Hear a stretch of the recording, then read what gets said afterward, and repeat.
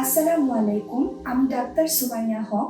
আজকে আমি আপনাদের সাথে এমন একটি সমস্যা নিয়ে কথা বলতে চাই, যে সমস্যাটা আমাদের দেশের মানুষদের প্রায় সারা বছরই ভোগায়। সেই সমস্যাটার নাম হলো অ্যালার্জি। আপনার কি বারবার হাঁচি, কাশি, নাক চুলকানি, চোখ দিয়ে পানি পড়া, ত্বকে র্যাশ বা খাবার খেলে অস্বস্তি হয়? তাহলে এই ভিডিওটি শেষ পর্যন্ত দেখুন, কারণ আজকে আমি আপনাদেরকে বলবো ফাংশনাল মেডিসিন অনুযায়ী অ্যালার্জির মূল কারণ কি এবং কিভাবে প্রাকৃতিক ও নিরাপদভাবে অ্যালার্জিকে নিয়ন্ত্রণ করা যায়।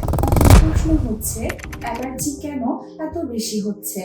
আমাদের দেশে প্রায় সারা বছরই অ্যালার্জির মৌসুম। শীতকাল, বসন্তকাল, গ্রীষ্মকাল বা বর্ষাকাল, প্রতিটি ঋতুতেই কোনো না কোনোভাবে পেশেন্টদের মধ্যে অ্যালার্জির সমস্যা দেখা যায়।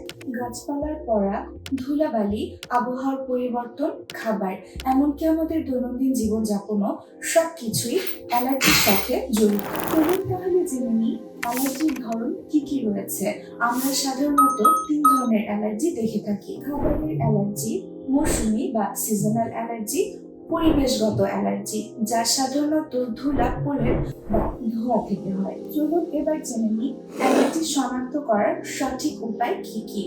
আমার ক্লিনিকে আমরা সাধারণত রক্ত পরীক্ষার মাধ্যমে অ্যালার্জি ডিটেক্ট করে থাকি। অনেক সময় ইএনটি স্পেশালিস্টরা অ্যালার্জির জন্য স্কিন প্রিক টেস্ট করে থাকেন, কিন্তু রক্ত পরীক্ষার মাধ্যমে আমরা অ্যালার্জির আরো বিস্তারিত তথ্য পাই। অ্যালার্জির জন্য রক্তের যে পরীক্ষাগুলো আমরা সাধারণত দেখে থাকি সেগুলো হচ্ছে আইজিই, আইজিজি, আইজিএ এবং আইজিএম।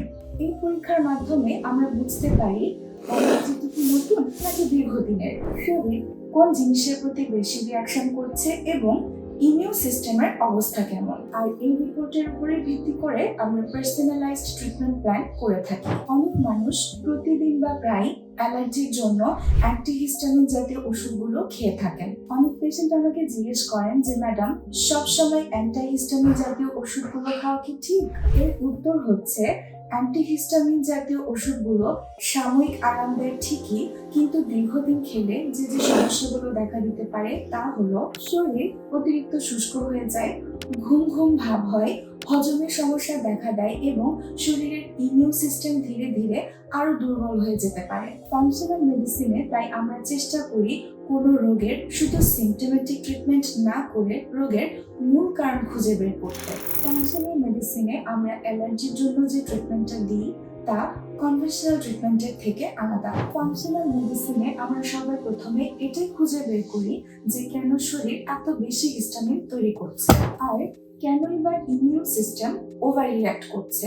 আর এখানেই আসে খুবই গুরুত্বপূর্ণ একটি বিষয়, আর সেটি হলো অ্যালার্জি এবং গাট হেলথের মধ্যে সম্পর্ক। আপনারা অনেকেই হয়তো জানেন না যে আমাদের শরীরের প্রায় 70% ইমিউন সিস্টেম থাকে আমাদের অন্ত্রে বা গাটে। তাই যদি গাট ঠিকমতো কাজ করতে না পারে, শরীরের ইমিউন সিস্টেম ঠিকমতো কাজ করতে পারে না, ইনফ্ল্যামেশন বাড়বে এবং হিস্টামিন ইনটলারেন্স তৈরি হবে, আর এর ফলাফল স্বরূপ বারবার অ্যালার্জি দেখা যাবে। আমার ক্লিনিকের বাস্তব একটা অভিজ্ঞতার ঘটনা আপনাদের সাথে শেয়ার করি। অনেক রোগী আমাকে বলেন যে ম্যাডাম, আমি ঘাড় ব্যথা বা মাথা ব্যথার জন্য আপনার কাছে এসেছিলাম, কিন্তু খেয়াল করে দেখলাম যে এবছর অ্যালার্জির জন্য আমাকে কোনো মেডিসিন খেতে হচ্ছে না। এর কারণ কি জানেন? যখন আমরা শরীরের ইনফ্ল্যামেশন কমাই, গাট হিল করি, ইনসুলিন রেসপন্স ব্যালেন্স করি, সঠিক নিউট্রাসিউটিক্যালস ব্যবহার করি, লাইফস্টাইল এবং আকুপাংচার থেরাপি পেশেন্টকে অ্যাপ্লাই করি, তখনই পুরো শরীর ধীরে ধীরে হিল করতে শুরু করে, আর তার প্রভাব পড়ে অ্যালার্জিতেও।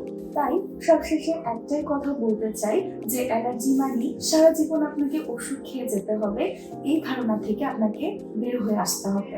সঠিক ডায়াগনোসিস, গাট হিলিং, পার্সোনালাইজড ফাংশনাল ট্রিটমেন্ট, এই 3টি কাজ সমন্বিতভাবে করতে পারলে অ্যালার্জিকে অনেকটা নিয়ন্ত্রণে আনা সম্ভব। এই ধরনের আরো হেলথ টিপস পেতে আমার পেজটিকে লাইক করতে পারেন।